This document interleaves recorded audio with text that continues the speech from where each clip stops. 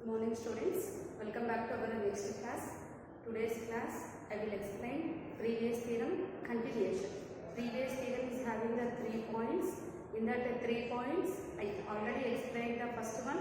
Now I will explain the second one. So before going to see the proof, what is the second point? First I will read the statement. Okay. Based on the statement only, you can easily understand what is our aim in that statement. Okay, right. See the second one. If sigma k equal to 1 to infinity alpha k ek converges, then the coefficients alpha k are the Fourier coefficients of the form inner product x comma ek, where x is sum of summation k is equal to 1 to infinity alpha k ek. Here hence x is equal to summation k equal to 1 to infinity inner product x comma ek into ek is a representation of any vector x belongs to H. So here summation k equal to 1 to infinity alpha k ek converges is our condition. Then we have to show that alpha k is of the form Fourier coefficients inner product of x comma ek. So we have to represent alpha k is equal to inner product of x comma ek. See the proof. So here we are taking limit x is equal to summation k is equal to 1 to infinity alpha k ek such that Sn is converges to x. Okay. Yes. Now consider inner product of Sn comma Ej. Sn from here expand the summation and write. So k equal to 1 means alpha 1 E1 plus alpha 2 E2 so on alpha n En comma Ej. If you are writing this thing separately, then what you will get now? Inner product of alpha 1 E1 comma Ej, alpha 2 E2 comma Ej, so on. Now after writing like that, we can write the constants outside. So what we will get? Alpha j into inner product of Ej comma Ej for j is equal to 1 to so on. Now inner product same elements need to say value is 1, so 1 into alpha j is equal to alpha j. Therefore what we got? Inner product of Sn comma Ej into alpha is equal to alpha j, and from here Sn is converges to x as it tends to infinity. Now we know this condition, inner product is always continuous function, so that limit n tends to infinity alpha j value we have to calculate now. Limit n tends to infinity alpha j value is nothing but from the above line, from here Sn comma Ej. Next we have to apply the limit for first term, second term no n nothing, so here no use with that way. Limit Sn comma inner product of limit Sn comma Ej. Later you can find out the limit value, that is limit Sn value. Since Sn is converges to x, mean to say limit Sn value is x comma Ej. So what we got? Alpha j is equal to inner product of x comma Ej. So now here we are taking summation j is equal to 1 to n into Ej on both sides. So then alpha j becomes summation j is equal to 1 to n alpha j Ej is equal to summation j is equal to 1 to n. This entire thing is as it is into Ej. So now we represent the alpha in terms of the inner product x comma Ej. This gives the Fourier coefficients. Nothing but alpha j is represented in Fourier coefficients inner product x comma Ej. This is our required condition in the second point. Okay. Now I would like to explain our third point. For any x belongs to H, summation k equal to 1 to infinity alpha k ek converges. So here we have to show that this summation k equal to 1 to infinity alpha k ek converges. Okay. For this Here we are using Bessel's inequality. Okay. See the proof. Right now, by Bessel's inequality, we have directly from the Bessel's statement. Okay. Summation k equal to 1 to infinity modulus of inner product x comma ek whole square is less than or equal to norm x square. Here norm x square value we are taking as less than infinity, so that entire thing becomes our next line is summation k equal to 1 to infinity modulus of inner product x comma ek whole square is less than infinity. So less than infinity means to say the series is converges. So that is our next line. Once the series is converges, we already know x comma ek value is alpha k. So in the next step we are replacing this entire thing with alpha k. So summation k equal to 1 to infinity modulus of alpha k square converges. Now from the first point of this theorem totally having the 3 points. So now here we are applying first point of this theorem, nothing but k equal to 1 to infinity modulus of alpha k square converges if and only if k equal to 1 to infinity alpha k ek converges. That is the statement. So if and only statement. So from the first point we get directly k equal to 1 to infinity alpha k ek is convergent. Hence proved. This theorem is completed. So now with this theorem our topic is completed. Next I would like to start our next topic in third unit, that is total orthonormal sets and sequences. So in this theorem first I would like to in this topic first I would like to explain definitions. Later based on these definitions I will start theorems. See our next topic, total orthonormal sets and sequences. Total orthonormal sets and sequences. In this our first theorem, first definition is total set or fundamental set. Definitions.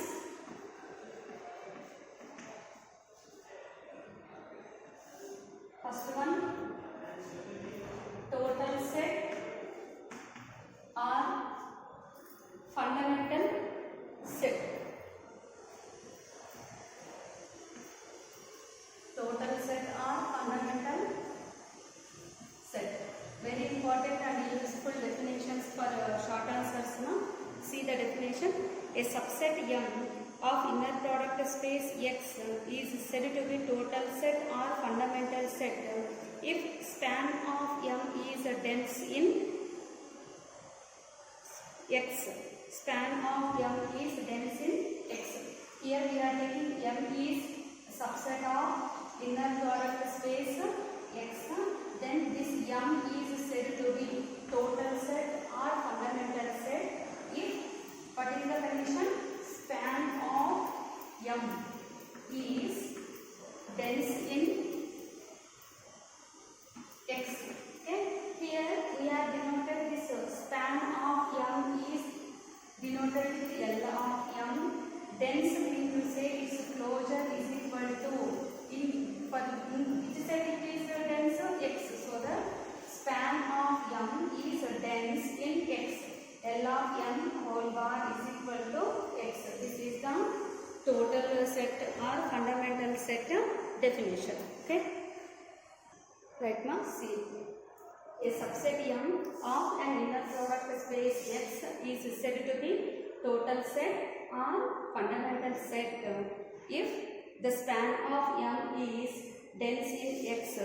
Span of M is denoted with L of M. Dense means to say its closure is equal to main set X. So that is L of M whole bar is equal to X. Okay. Our next definition is total orthonormal set. Okay. total orthonormal set mean to say orthonormal set is said to be total orthonormal which is total in X. Then finally that orthonormal set is called total orthonormal set. Okay. Otherwise it is having one more definition also.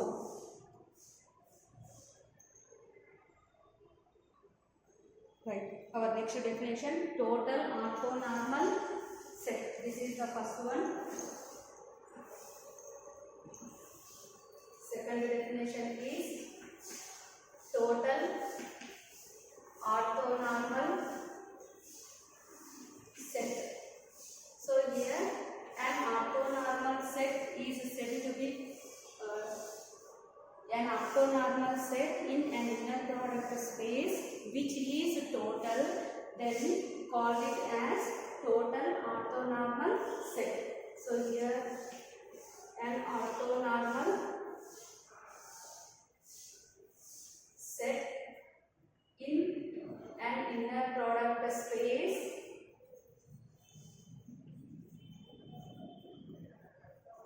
which is total inner product space X which is total in X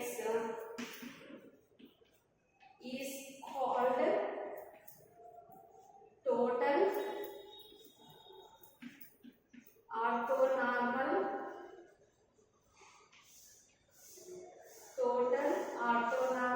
set.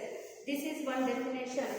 Otherwise you are having another definition also, that is total condition and orthonormal condition. Both the conditions are satisfied, then that set is also called total orthonormal set. Total means to say L of M whole bar is equal to X. Orthonormal set having the two conditions, we can write that two also. Either first one is easy, you can write this one in the exams. Otherwise that one is easy, write it in the exams, your wish. You can write anyone in the exams. But definitions are very important for 2 marks now, for short answers. Okay, but without definitions you cannot understand from theorems. If you know the definition, you can easily understand the theorem proofs. Okay, right. Now I will explain the other one, same for total orthonormal set, second definition. Okay, see, otherwise our second one, a subset M of an inner product space X is said to be total orthonormal set if conditions M is total in X, that is nothing but symbolic representation L of M bar is equal to X. Second one, M is orthonormal set in X. What are the orthonormal set conditions? That is inner product of X comma Y 0 for all X comma Y belongs to X. Here X not equal to Y. Okay? If both elements are equal, then inner product of X comma X is equal to norm X square is equal to 1. Sending the square also that side you will get 1 only. For all X belongs to M. These two conditions are orthonormal set conditions. So now here, if in the theorems we want to show that one set is orthonormal set, we have to show these three conditions. The first one is L of M bar is equal to X. Second one is inner product of two variables is 0 if that two are different. Inner product of two variables is 1 if that variable is same. Once these three conditions are satisfied, then we say that the given set is total orthonormal set. In these two definitions, you can write in the exams which one is easy, that one you can write in the exams. Okay, na? Now, based on these definitions, I would like to explain next theorem. Okay, that is the first theorem in this topic. So, before going to this theorem, you are having one result. That result is useful in our further theorems. Okay. Right now, see the result. For any subset M of a Hilbert space H, full stop, the span of M is dense in H if and only if M orthogonal complement is equal to singleton 0. This is the theorem statement of previous unit. Okay, and it is useful in our further theorems also. Okay, now based on this result and the definitions, I would like to explain our first theorem in this topic. Right now, see the theorem statement. Let capital M be a subset of an inner product space X. Then it is having the 2 points. First one is, if M is total in X, then there does not exist a non-zero X belongs to capital X which is orthogonal to capital M. Now next line is, that is symbolic representation is given, X is orthogonal to M implies X is equal to 0 for all small x belongs to capital H. Next bit is, if capital X is complete, then the condition is also sufficient for the totality in X. Okay. See the proof now. First, in this proof, we have to write the given conditions. The given conditions are, let capital M be a subset of an inner product space X. An inner product space capital X. Then what we have to show. Okay. Now take the first point. Since M is total in X. Okay. Since capital M is total in X implies. Now here we have to apply the definition of total. Definition of total is nothing but the span of M is dense. Span of M is denoted with L of M. Dense means to say its closure is equal to X. Here we have to apply the double bar on, we have to apply the bar on both sides again. So L of M double bar is equal to X bar. Okay, one set double bar is equal to itself, so that L of M double bar is equal to only L of M. Okay, right. See our next lines now. So here L of M double bar is equal to L of M only. L of M is equal to X bar.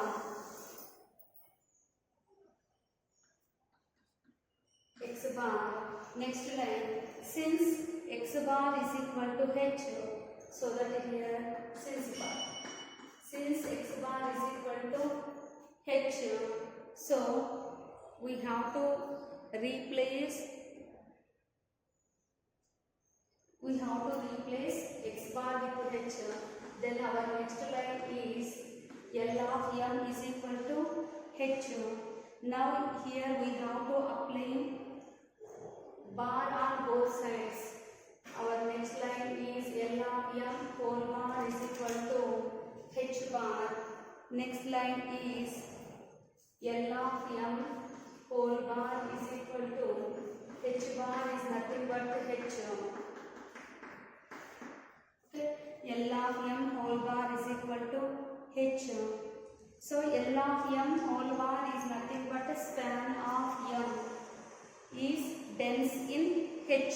Okay. Same line we have to write theoretically, that is the span of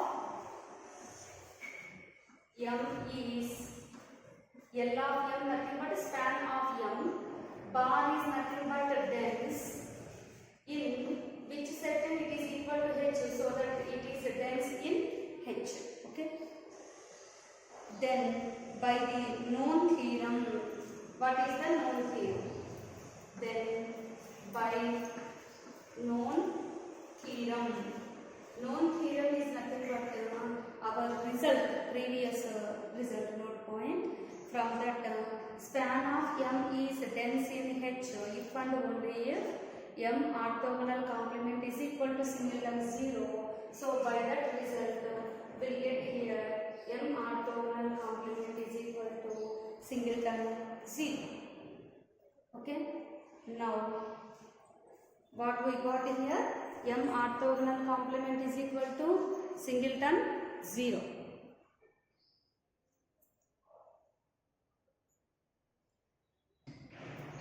See the continuation now. If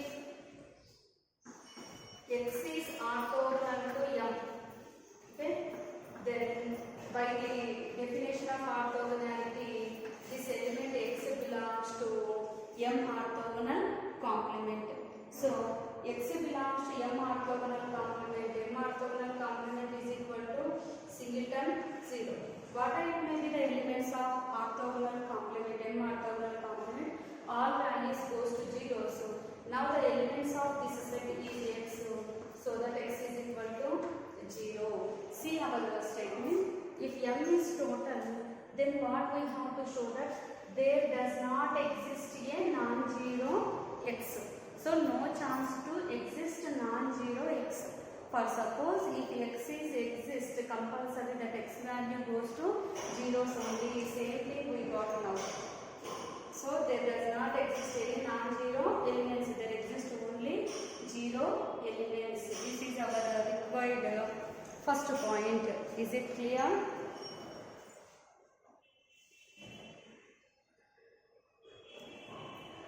Right now, see the second point. What is the second point? If x is complete, then the condition is sufficient for the totality. Okay. See the second point proof. Second point is suppose x is complete.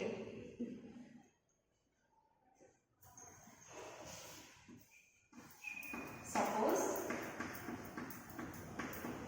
x is complete.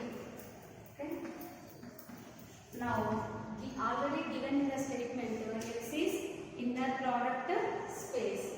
Since x is an inner product space, see already x is complete and inner product space. Complete inner product space is nothing but a Hilbert space. So that that implies x is a Hilbert space. Complete inner product space is nothing but a Hilbert space. So that x is a Hilbert space. Next line, suppose m is subset of x. Given condition only we are taking. Suppose m is subset of x. That implies, not only that implies, and we are taking m orthogonal complement is equal to singleton 0. Okay.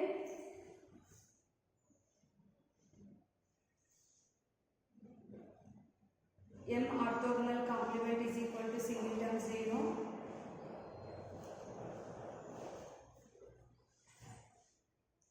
Next line.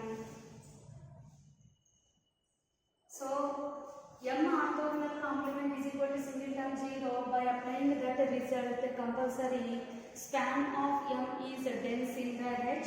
So that our next line is L of m whole bar is equal to x. Once L of m whole bar is equal to x, mean to say m is total in x.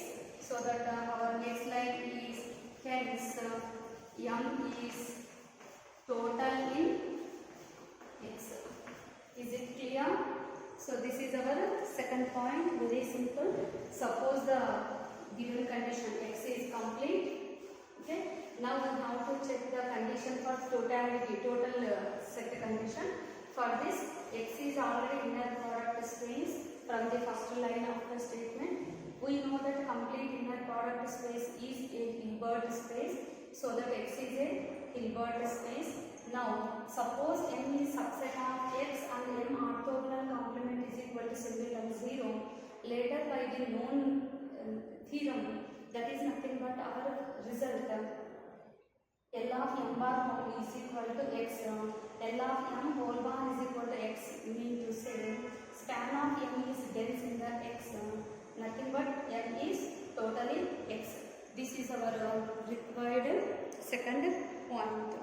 then our first theorem is completed. Okay. Okay. Next, you are having one more result. That result also useful for our next theorems. Okay, now see, without that theorem statements, you cannot understand our next lines. So that the results or note points are also useful for our next theorems, for our coming topics. Okay.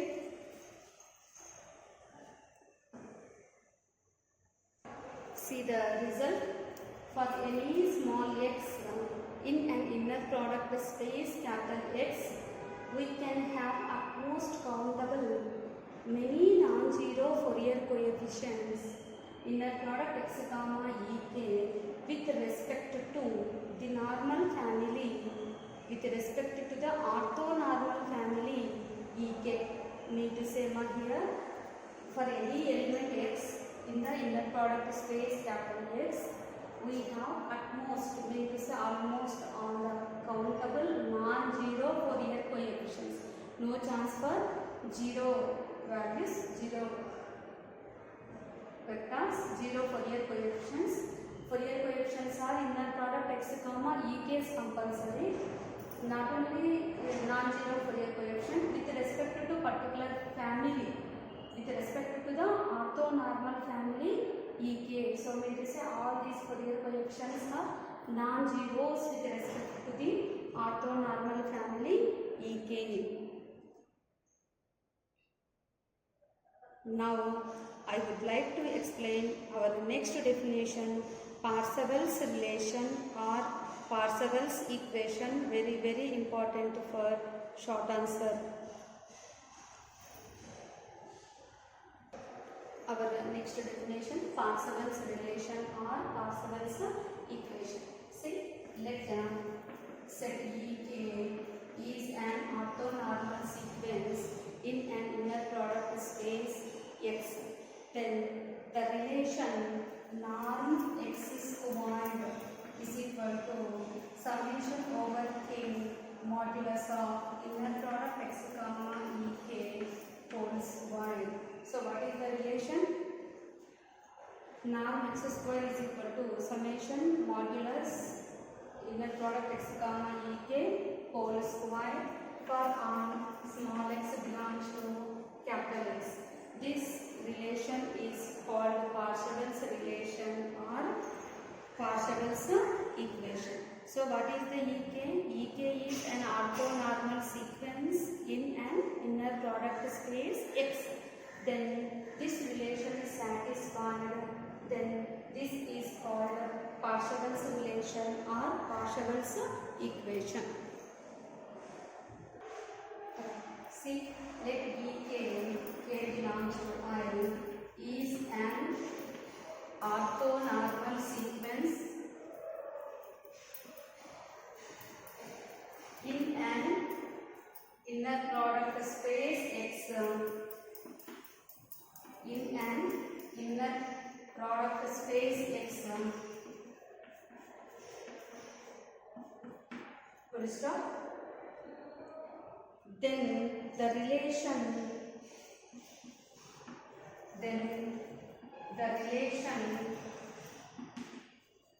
we are writing the condition norm x squared is equal to summation over k modulus of inner product of x comma ek whole squared for all small x belongs to capital X is called Parseval's apostrophe s here. Parseval's equation or Parseval's relation. Clear? Our next theorems are based on this definition and very important theorems for long answer. Clear now? So without this definition you cannot understand the next theorems.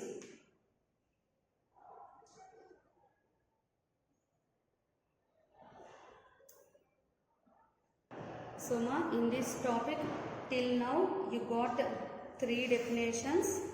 First one is total set, second one is total orthonormal set, third one is Parseval's relation or Parseval's equation. Based on the first 2 definitions, our first theorem is there. Now based on the third definition, Parseval's relation, our next theorem is there. Next theorem is if and only if condition, and very important theorem.